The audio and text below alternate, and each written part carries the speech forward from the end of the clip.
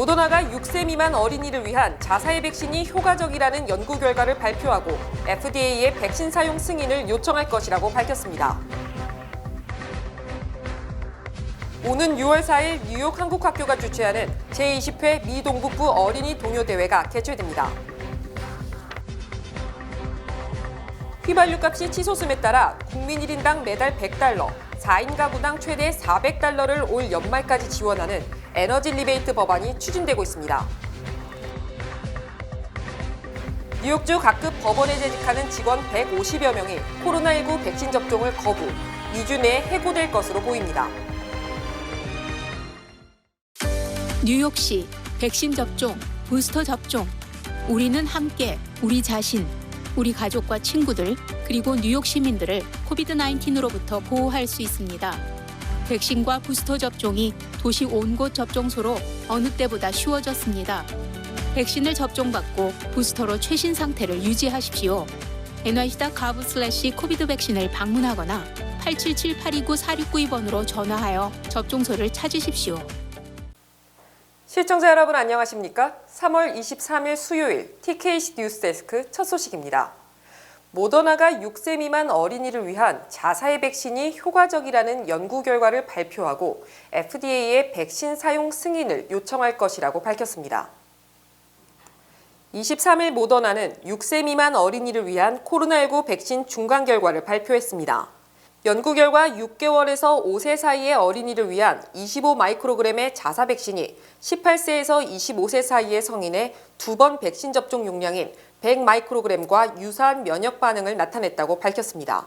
데이터는 강력한 중화 항체 반응과 안정성을 증명하고 있으며 이를 기반으로 모더나는 앞으로 몇 주 안에 6세 미만 연령층에서의 백신 사용 승인을 FDA에 요청할 것이라고 전했습니다. 모더나는 6개월 이상의 모든 어린이를 위한 부스터샷 접종 가능성에 대해서도 준비하고 있다고 밝혔습니다. 이 데이터는 6개월에서 5세 사이 어린이 6,900명을 대상으로 했습니다. 대부분의 부작용은 경증 또는 중증도였으며 2차 접종 후 더 자주 발생한 것으로 나타났습니다. 그러나 사망자가 없었고 심근염이나 심낭염 사례도 보고되지 않았다고 모더나는 밝혔습니다. 더불어 6세에서 11세 어린이를 위한 자사 코로나19 백신 긴급 사용 승인을 FDA에 제출했다고도 발표했습니다. 또 모더나는 12세에서 17세를 대상으로 백신에 대한 추가 추적 데이터도 제공했다고 덧붙였습니다. 오는 6월 4일 뉴욕 한국학교가 주최하는 제20회 미 동북부 어린이 동요대회가 개최됩니다. 김유리 기자가 보도합니다. 지난 2년간 코로나 팬데믹으로 중단됐던 미 동북부 어린이 동요대회가 오는 6월 열립니다. 뉴욕 한국학교 김경희 교감은 22일 본 방송국을 방문하고 뉴욕 한국학교 주최로 진행되는 이번 동요대회에 대한 소개와 함께 많은 어린이들의 참여를 당부했습니다. 김경희 교감은 동요를 통해서 학생들이 한국의 노랫말 가사를 배울 수 있을 뿐만 아니라 한국의 동요들을 보급하고자 하는 취지의 대회를 개최하게 됐다고 설명했습니다. 동요를 통해서 학생들이 한국의 노랫말 가사를 배우고 좀 더 한국의 동요를 보급하고자 하는 취지에서 저희 한국학교에서 이번에 제20회 동요대회를 개최하게 되었습니다. 재미한국학교 동북부 협의회에 소속된 모든 한국학교에 다니는 학생은 참여가 가능합니다. 대회는 독창 부문과 중창 부문으로 나뉘어 진행됩니다. 김경희 교감은 과도한 몸동작이나 화려한 의상이 아니라 마음으로 이해하고 그 속에서 우러져 나오는 감정을 표현하는 것이 중요하다고 강조했습니다. 가사를 마음으로 이해하고 그 마음으로 이해한 것을 감정으로 표현하는 게 가장 중요합니다. 그래서 감정 표현, 가사 전달력, 그리고 무대 매너 등 저희가 종합적으로 평가를 하는데요. 간혹 학생들이 저희가 그 내용을 모두 이해해서 감정으로 표현해 달라라는 말을 잘못 이해하고 과도하게 몸동작으로 보여주는 친구들이 있어요. 그렇지만 이것은 저희가 순수하게 어린이 동요 대회이고 K-팝 대회가 아니잖아요. 그래서 여러분들이 과도한 몸동작이나 화려한 의상이 아닌 감정으로 여러분의 마음속에서 우러나오는 그런 것을 표현하는 것이 가장 좋은 점수를 받을 수 있는 팁이 되겠습니다. 독창 부문 대상 1명에게 $500의 장학금이 주어지며 금은동상 및 장려상 등이 시상됩니다. 중창 부문에는 최우수상과 우수상, 장려상 등이 시상됩니다. 참가비는 독창 30달러, 중창은 50달러며 신청 마감은 5월 13일입니다. 제20회 미동북부 어린이 동요대회는 6월 4일 토요일 오후 2시 뉴욕 한국학교에서 개최됩니다. 휘발유 값이 치솟음에 따라 국민 1인당 매달 100달러, 4인 가구당 최대 400달러를 올 연말까지 지원하는 에너지 리베이트 법안이 추진되고 있습니다. 캘리포니아 출신 마이크 톰슨, 커네티컷주 출신 존 라르슨, 일리노이 출신 로렌 언더우드 등 민주당 연방 하원 의원들이 유가 급등에 따른 미국인들의 생활고를 덜어주자는 취지로 에너지 리베이트 법안을 상정했습니다. 이 법안은 미국 내 휘발유의 갤런당 가격이 4달러를 넘으면 매달 성인 1인당 100달러, 부부는 200달러, 부양자녀 1인당 100달러, 4인 가구 400달러를 올 연말까지 지급하는 것을 골자로 하고 있습니다. 또 연 조정소득 싱글 7만 5천 달러, 부부 15만 달러 이하 전액을 받을 수 있으며 싱글 8만 달러, 부부 16만 달러까지는 일정액을 줄여서 지급됩니다. 연방의회는 또 갤런당 18달러 4센트인 연방 휘발유세를 올 연말까지 면제하는 법안도 추진됐으나 난항을 겪음에 따라 에너지 리베이트 법안이 힘을 얻고 있습니다. 한편 전국에서 휘발유 값이 가장 비싼 캘리포니아주는 주정부 자체적으로 가구당 400달러를 지급하는 법안이 추진되고 있습니다.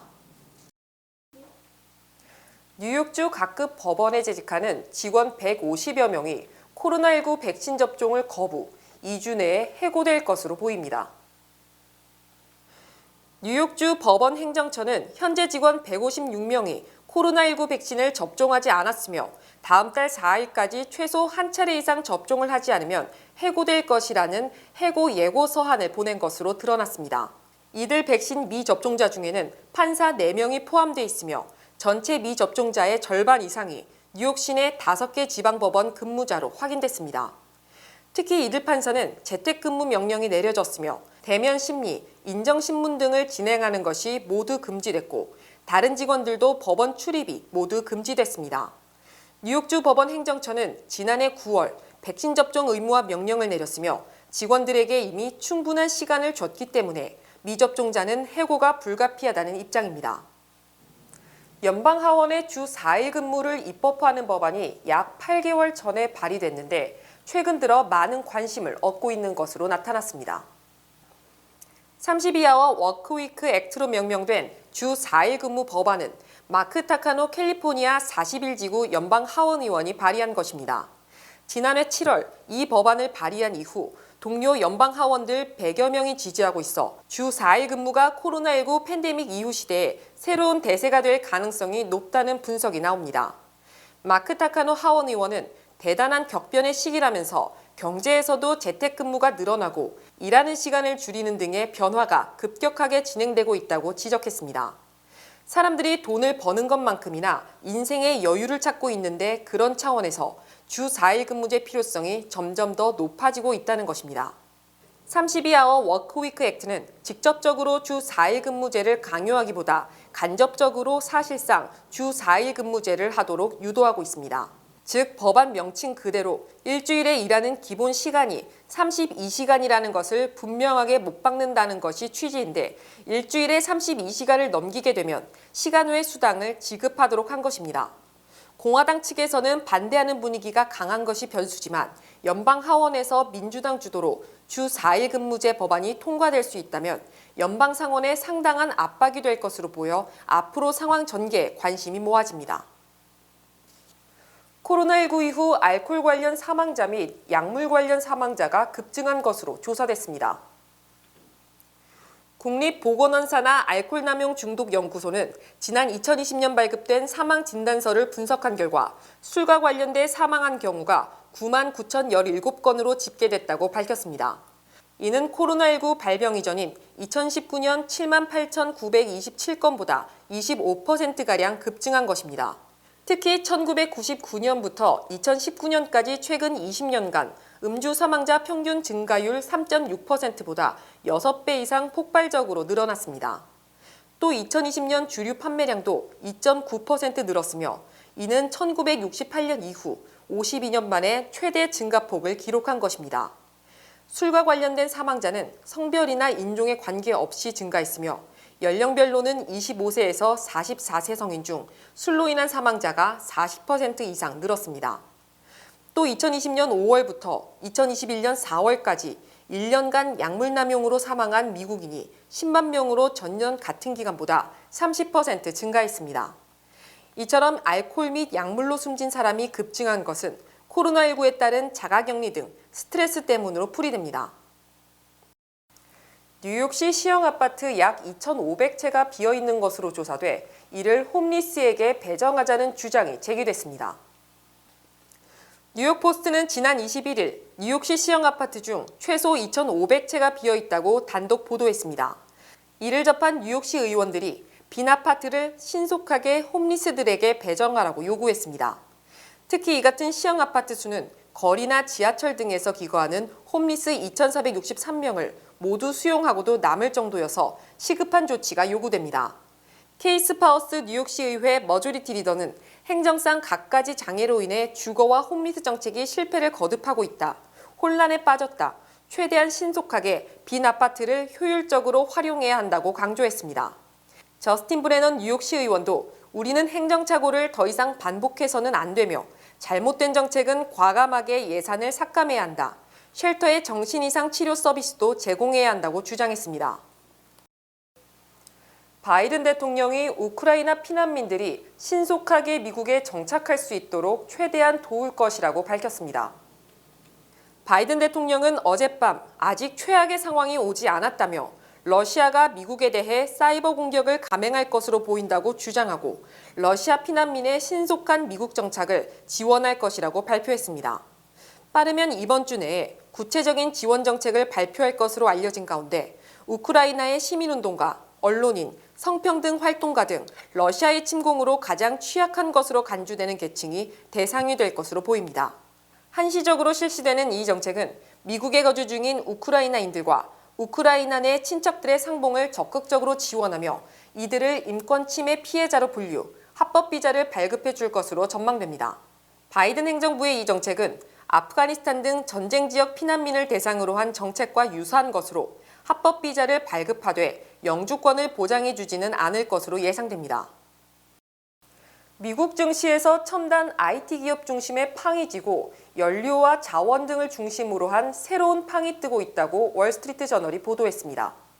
월스트리트 저널은 스탠더드 앤 푸어스 500 지수의 11개 업종 중 정보기술 업종은 올 들어 9.8% 하락하는 등 지난 10년간 증시 상승을 주도했던 IT 업종이 저물고 있다고 보도했습니다.